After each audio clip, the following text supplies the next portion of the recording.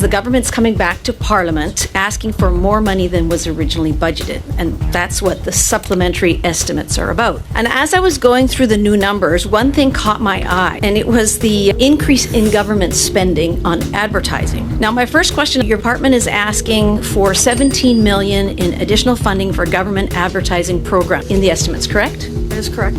Okay, so I just want to go over for a moment one of the ad campaigns that was recently launched last month. You're advertising a website for them that has like a mortgage calculator, household budget planner. It's got a credit card repayment calculator. It compares bank accounts, plans savings and goals, manage monthly expenses. I was really quite impressed with all the different apps. So the basic message of that ad campaign is that when money's tight, careful budgeting matters. If you're getting close to the end, you just stop with the advertising so that you don't go over your budget.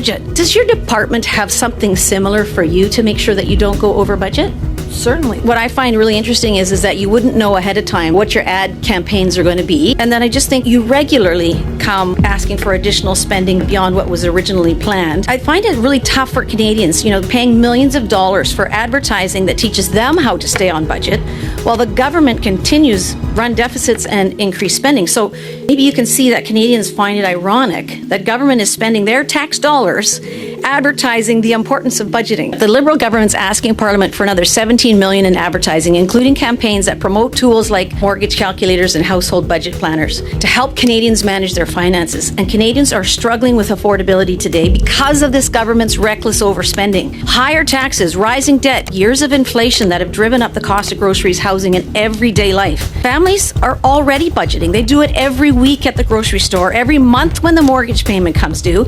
They're making difficult choices because life has become so unaffordable.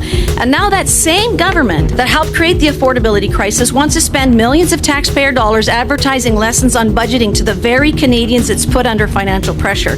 Canadians don't need advertising campaigns telling them how to survive hard times. They need a government that stops making life unaffordable in the first place.